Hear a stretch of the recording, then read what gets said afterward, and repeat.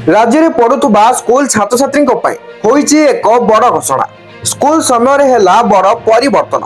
तो कौन रही वर्तमान नुआ अपडेट चलतु मुझे आज वीडियो रे फटाफट जन दूसरी। हेलो अपडेट जाना पूर्व वीडियो गोटे लाइक करूँ और चैनल को आसते बर्तमान चैनल को सब्सक्राइब कर बेल आइकन को प्रेस कर ऑल क्लिक कर रखा जमार भी भूलु ना। तेज चलतु नक नजर पकेबा संपूर्ण अपडेट उपरे। प्रचंड खरा को दृष्टि रखी स्कूल समय परिवर्तन कर सकाल 6:30 रु 10:30 जाए सकालुआ स्कूल रे पाठ पढ़ा हेबो।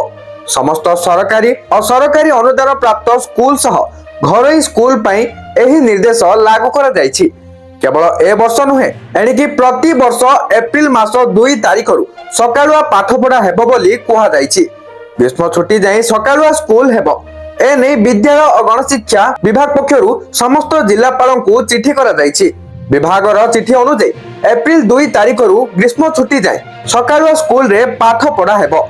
ग्रीष्म प्रभाव को दृष्टि रखी पिलांकु अतिरिक्त सुरक्षा जोगाई देबाकू निर्देश दिया जायछि। समस्त स्कूल रे पर्याप्त परिमाण रे पानीय जलर व्यवस्था करिबाकू निर्देश होईछि। जदि कोनोसी स्कूल रे थिबा नलकूपर मरामती आवश्यक हुए तेबे एहाकू मरामती करा जिवो।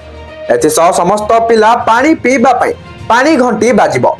समस्त पिला और शिक्षकों कैंपस रे ओआरएस पैकेट मौजूद रहिबो। श्रेणी गृह बाहर छात्र छात्री को कौन कार्यक्रम हेबो नाही। एने कड़ा निर्देश दिया जायछि। समस्त अभिभावक निज पिला स्कूल आसीबा समय निश्चित भावे पानी बोतल प्रदान करने को कहा जायछि। समस्त पिला स्कूल कर्तृपक्ष ग्रीष्म प्रभाव ने सचेतनता वार्ता प्रदान करने को निर्देश होईछि। आ जदि आपण जानिबा को चाहूचंती एई वर्ष ग्रीष्म छुट्टी केबेठारु हेबाकू जाउची केते दिन छुट्टी मिलिबो तो निहाती भाबरे कमेंट करिकि जणैबे समर वेकेशन बोली मु से नै आ गोटे वीडियो रे आपनकू जणै देबी। तो जहाँ थिला इन्फॉर्मेशन एबे आपण जानिया को पाइले वीडियो टी किछ इन्फॉर्मेटिव थिला तुमको लाइक करिवे शेयर करिवे। हां जदि आपण टेलीग्राम चैनल रे जॉइन करनाती व्हाट्सएप चैनल रे फॉलो करनाती फेसबुक रे फॉलो करनाती शीघ्र शीघ्र करनियंतो काहेना सेठी भी आपनको किछ न अपडेट देखिया को मिलुची। तो सही सब लिंक आपनको डिस्क्रिप्शन रे मिल जिवो चेक आउट करनेबे। Thank you for watching.